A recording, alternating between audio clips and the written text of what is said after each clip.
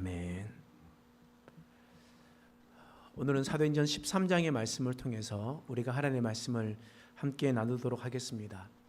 오늘 본문에 나와 있는 이 본문 말씀은 사도 바울이 비시디아 안디옥에 가서 하나님의 복음의 말씀을 선포한 내용입니다. 이방인의 나라에 가서 이방인 도시에서 예수님을 믿으라 라고 설교한 내용이 오늘 본문의 말씀이 기록되어 있습니다. 여러분, 이 사도 바울은 원래 바나바와 함께 수리아에 있는 안디옥 교회의 리더였습니다. 그런데 하나님께서 그 둘을 불러 세우셨습니다. 너희는 이방인들에게 나아가서 이방인들에게 복음을 증거하는 자가 되어라 라고 그렇게 말씀하셨기 때문입니다. 그래서 사도 바울과 바나바는 1차 전도 여행을 떠났습니다. 가장 먼저 떠난 곳은 바나바의 고향이었었던 구브로 섬이었습니다. 이 구브로 섬은 지중해에 있는 지금은 사이프러스, 키프로스라고 부르는 섬입니다. 이 지중해에 있는 세 번째로 큰 이 섬에 가서 복음을 증거하기 시작했습니다. 그리고 그곳에서 배를 타고 바로 위쪽으로 올라가서 북서쪽으로 올라가서 그곳에 버가의 지역에 이르렀습니다. 버가는 지금의 튀르키예 남부 지역에 있는 곳입니다. 아주 저지대였어요. 저지대였기 때문에 늪도 많고 여러 가지 모기나 이런 것들이 많았습니다. 그래서 사도 바울이 거기에 가서 있었을 때는 큰 풍토병을 앓았습니다. 풍토병을 앓아서 죽을 직전에 이르렀습니다. 죽을 몸을 이끌었어요. 근데 이때 우리가 잘 알다시피 마가복음을 쓴 마가 요한이라는 이 사람이 사도 바울을 버리고 자기는 예루살렘으로 돌아가 버렸습니다. 사도 바울은 어쩔 수 없이 바나바와 함께 약 2000m가 넘는 고봉들로 이루어진 타우루스 산맥을 넘어가야만 했습니다. 튀르키예 남부 지역에 있는 이 타우루스 산맥을 넘어가서 비시디아 안디옥에 이르렀다라는 겁니다. 그럼 여러분 생각해 보십시오. 자신이 원하지 않는 선택을 했습니다. 하나님께서 불러서 선교지로 보냈어요. 그리고 선교지를 열심히 하다가 병을 앓았습니다. 근데 내 옆에서 있었던 수행원은 나를 버리고 도망가 버렸습니다. 죽게 되는 몸을 가지고 이끌고 그냥 나이가 든 몸으로 2000m가 넘는 고봉들로 이루어진 타우루스 산맥을 넘어가는 거예요. 그곳에 가면 많은 도적들도 있을 것이고 또한 여러 가지 짐승들의 피해나 또한 여러 가지 어려움들이 있을 거란 말이에요. 그런데 그런 것이 있었음에도 불구하고 죽을 몸을 이끌고 비시디아 안디옥에 도착했습니다. 그리고 사도 바울이 도착한 그 안식일날, 도착하고 다가오는 안식일날 바로 이 회당에 나아가서 하나님의 말씀을 선포했다라는 거예요. 오늘 본문 말씀이 바로 그 말씀입니다. 사도행전 13장 13절부터 43절까지 이루어진 이 말씀은 죽을 몸을 이끌고 비시디아 안디옥에 도착하자마자 하나님의 말씀을 선포한 메시지라는 겁니다. 여러분, 죽을 고비를 넘기고 또 죽을 몸을 이끌고 나아가서 이야기를 하고 싶은 말이 뭐겠습니까? 진짜 꼭 필요한 말씀, 꼭 자신이 죽기 전에 해야 할 이야기들을 하지 않겠습니까? 바로 그 말씀이 오늘 본문 말씀에 기록되어 있다라는 겁니다. 우리가 지난번부터 사도행전 말씀을 살펴보았을 때 이 말씀을 찬찬히 한번 살펴보았습니다. 비시디아 안디옥에서 사도 바울이 이야기했었던 설교는 아주 명확했어요. 어떤 설교를 했냐면 사도 바울은 이런 말씀을 선포했습니다. 하나님께서 이 세상을 통치하신다. 온 우주 만물을 창조하시고 이 세상을 통치하신다. 그리고 그 하나님이 우리에게 구원자를 이 땅 가운데 보내셨다. 그 구원자는 십자가에 달려 돌아가셨다. 그러나 그 십자가에 달리신 구원자는 다시 부활하셨다. 이 말씀을 지금까지 선포한 겁니다. 오늘 말씀 13장 13절에서 37절까지 있는 말씀이 바로 이 말씀이에요. 하나님께서 이 세상을 통치하심, 구원자를 보내심, 그 구원자가 십자가에 죽으심, 그리고 다시 살아나심. 사도 바울이 죽을 몸을 이끌고 나아가서 설교한 내용은 단순해서요. 하나님이 창조주 되셨다. 창조주가 구원자를 보내셨다. 그 구원자 예수가 십자가에 죽으셨다. 십자가에 죽으신 예수가 다시 살아나셨다. 사도 바울은 이 복음의 내용을 선포했습니다.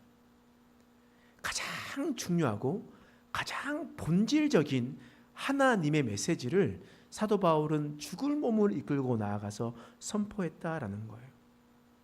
우리가 지난번 이 부활에 대해서 살펴보았을 때 구원자 예수는 부활하셨고, 부활하셨다라는 것은 어떤 의미라고 했습니까?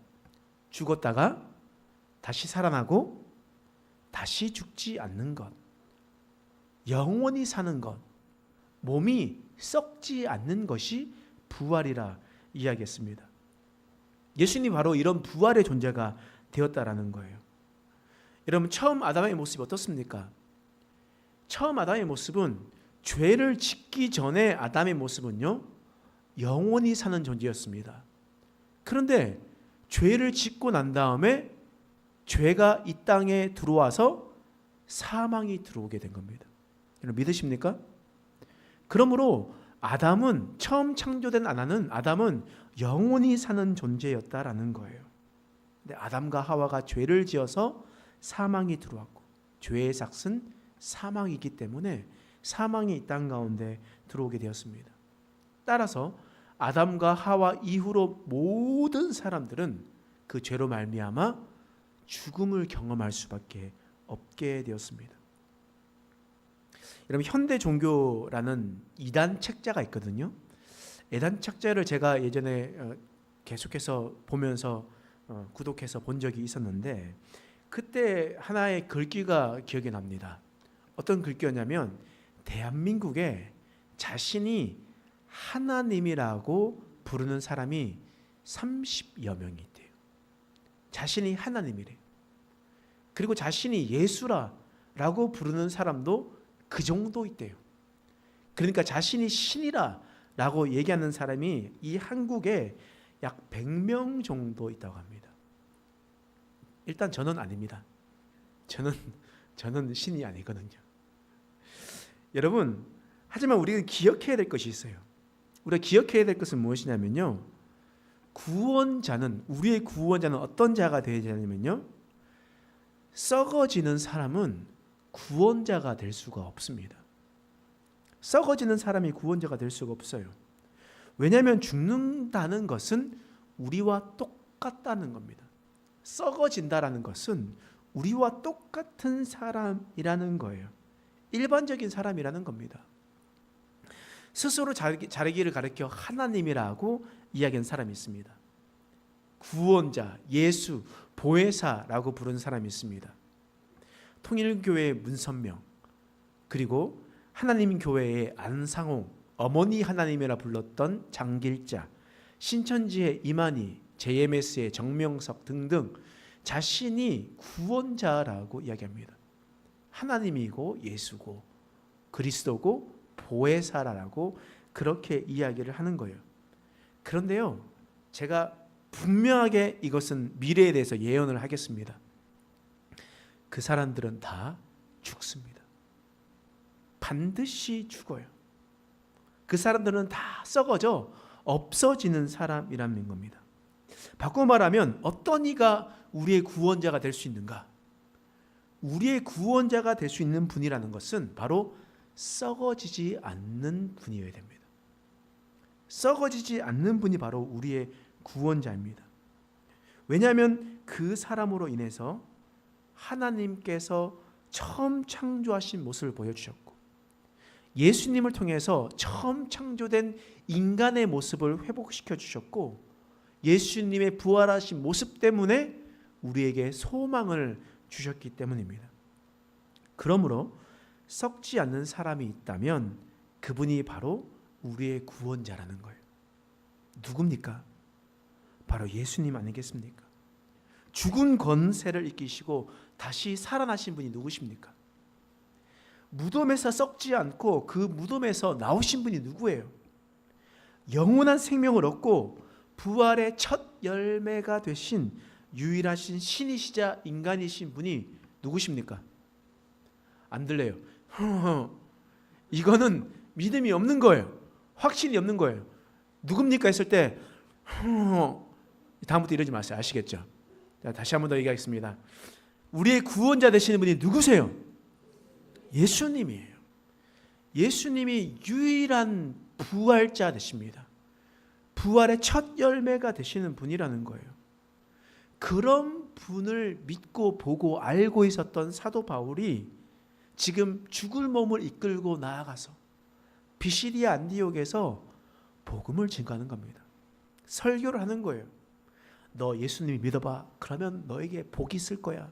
너 예수님 믿어봐. 너 돈 많이 벌 거야. 너 병 나을 거야. 이런 이야기를 하는 게 아니라는 거예요. 예수님 믿어봐. 너의 죄가 용서받고 주님 다시 오실 때 너는 부활의 몸을 얻어서 영원한 생명을 얻어서 영원한 나라에 하나님과 함께 거하게 될 거야. 예수님을 믿어. 라는 하나의 메시지를 선포하는 겁니다. 기복을 이야기하는 것이 아니라 십자가와 부활, 다시 오심에 대해서 사도 바울이 이야기를 하고 있는 거예요. 여러분 사도행전 13장 38절 말씀에 함께 읽어보겠습니다. 시작. 그러므로 형제들아 너희가 알 것은 이 사람을 힘입어 죄사함을 너희에게 전하는 이것이며. 자, 그러므로 라고 이야기하고 있습니다. 자, 이 그러므로는 결론을 도출할 때 쓰는 접속사잖아요. 그러니까 이 그러므로 라고 얘기하는 것은 사도행전 13장 13절부터 37절까지에 있는 말씀, 바로 하나님이 이 세상을 통치하시고 구원자를 보내셨고 그 구원자가 십자가를 지셨으며 부활하셨다, 이 말씀이에요. 그 내용을 그러므로 라고 받는 겁니다. 자, 그러므로, 자, 결론이야. 잘 들어봐. 이렇게 얘기하면서 38절 말씀 다시 한번 읽어보겠습니다. 시작. 그러므로 형제들아 너희가 알 것은 이 사람을 힘입어 죄사함을 너희에게 전하는 이것이며. 자, 그러므로 너희가 알아야 될 것이 있어. 그게 뭐냐면 이 사람, 지금까지 이야기했던 이 사람이 누굽니까? 신이자 인간이시며 우리의 구원자 되신 분이 누구예요? 아, 그렇죠. 이제 발음을 정확하게 하십니다. 네, 예수님이죠. 예수님을 힘입어 죄사함을 얻게 된다 라는 말씀을 하는 거예요. 결론적으로 얘기하는 거예요. 자, 그러니까 예수님을 통해서 너희는 힘입어서 너희는 이 죄사함을 얻게 될 것이다 라는 거예요. 죄사함이라는 것이 무엇이겠습니까? 죄사함, 죄를 사한다는 뜻이잖아요. 그럼 조금 더 정확하게 우리가 생각해 보면 우리 안에 죄가 있습니까? 없습니까? 있죠. 근데 죄가 거의 나와 한 몸이 되어 있었어요. 어떤 누구도 나의 죄를 안에 있는 것을 끄집어내어서 죄와 사람을 분리시킬 수가 없어요. 인간과 죄가 융합되어 있거든요. 그런데 이 죄를 인간과 함께 완전히 분리시키는 것이 죄사함이에요. 완전히 분리시키면 내 안에 죄가 있습니까? 없습니까? 죄가 있어요? 없어요? 죄가 없죠. 죄와 인간이 완전히 분리시켜서 죄가 나가니까 내 마음 가운데 죄가 없는 겁니다. 그러면 하나님이, 공의로우신 하나님, 죄에 대해서는 반드시 심판하시는 분이 나를 보시면 나를 심판해요, 안 해요? 심판 못하죠. 죄가 없으니까 못하는 것 아니겠습니까? 그렇기 때문에 이 사람을 힘입어 인간이 죄와 분리될 수 있다라는 겁니다. 누구를 통해서요? 예수님 통해서요. 다른 무엇으로 분리시킬 수 없다는 얘기입니다. 이 사람을 힘입어야만 죄가 분리될 수 있다는 겁니다. 이 세상에 한 주 동안 살아가다가요, 어떤 남성분들이 이런 사람들이 있습니다. 그러니까 제가 들었던 얘기인데요, 어떤 남성분은 한 주 동안 자기 마음대로 자기가 살아가고 싶은 대로 살아가다가 썬데이 크리스천이에요. 근데 주일 오면 한 주 살아왔던 것이 민망하잖아요. 민망하니까 아침 일찍부터 나와가지고 교회 봉사를 시작합니다. 주차 봉사를 하고요, 성가대 봉사를 하고요, 다른 봉사를 하면서, 그래서 내가 일주일 동안 마음대로 살았으니까 내가 열심히 봉사를 해야지. 어떤 이들은 내가 열심히 그냥 살아갔는데 돈 벌었으니까 그냥 마음대로 살면서 악한 것으로 돈을 벌다가 민망하니까 하나님 앞에 헌금해야지, 그렇게 얘기합니다. 여러분, 그것으로 죄가 분리될 수 있습니까? 섬김과 봉사와 헌금으로 이 죄가 분리가 될 수 있겠습니까? 아니라는 거예요. 아니라는 겁니다. 그 분리는 바로 이 사람입니다. 여러분, 다시 한번 읽겠습니다. 사도행전 13장 38절 말씀. 자, 읽겠습니다. 시작. 그러므로 형제들아, 힘입어 죄사함을 너희에게 전하는 이것이며, 힘입다라는 것은 through라는 뜻이거든요. 무엇을 통하여. 자, 영어를 잘 못하지만 좀 얘기하겠습니다. th 바로 through 네, through 하겠습니다. 자, 생각해 보시면 이 통하여라는 뜻이거든요. 그러면 다시 한번 해석해 보세요. 이 사람을 통하여 죄사함을 받는다라는 것입니다. 다른 길이 있습니까? 없습니다. 반드시 이 사람을 통해서만 죄사함이 가능한 거예요. 이 사람이 없다면 불가능한 일입니다. 그래서 이 사람을 통해서만 인간이 죄와 분리될 수 있다는 겁니다. 다시 말하겠습니다. 이 사람이 누구예요? 예수 그리스도이십니다. 이 사람을 통하여서 우리는 죄와 분리가 될 수 있습니다. 죄와 분리된 인간은 하나님의 심판을 받을 수가 없습니다. 죄와 분리된 인간은 하나님 앞에 영원히 사는 존재가 될 것입니다. 이것은 예수를 통하여 일어나는 겁니다. 근데 사람들이 종종 착각하는 거예요. 내 노력이면 될 것이다, 내 힘이면 될 것이다 라고 생각하는 거예요. 자, 사도행전 13장 39절 읽겠습니다. 시작.